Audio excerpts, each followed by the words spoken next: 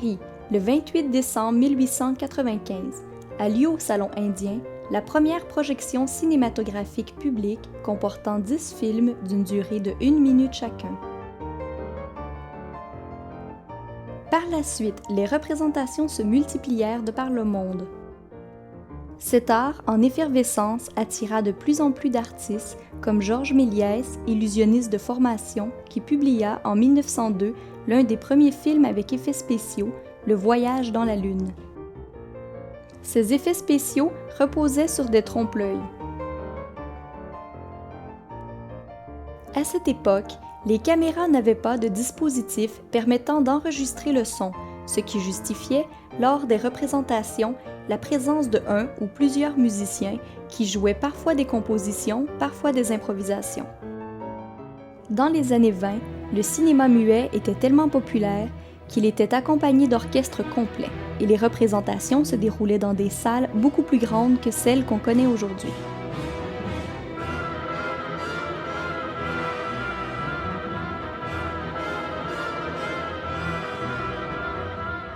En 1927, la technologie permet d'enregistrer les dialogues, la musique et les bruits, qui font maintenant partie intégrante du film. Section 5, give it the limit.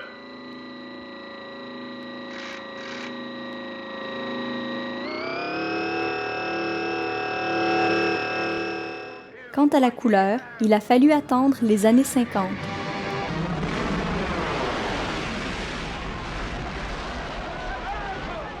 En 1965, le format Super 8 devient grand public, ce qui marque le début du cinéma amateur.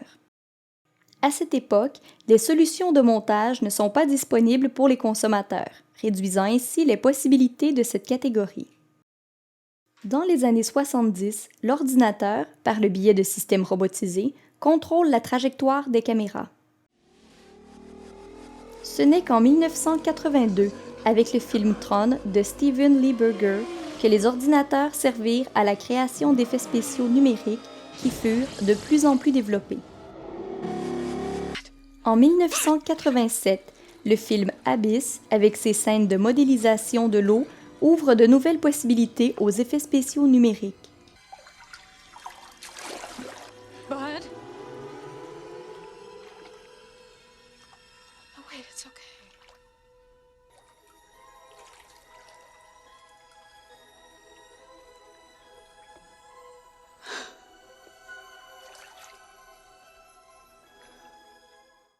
En avril 1988, au National Association of Broadcasters, fut présenté par Avid Technology le premier système de montage vidéo virtuel et fut rendu public 1 an plus tard. Léon de Luc Besson, paru en 1994, fut le premier film monté entièrement sur une plateforme informatique.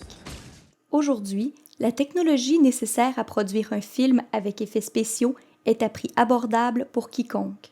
Les festivals de films courts se multiplient et intéressent ainsi de plus en plus de personnes à produire des films amateurs. À l'attaque!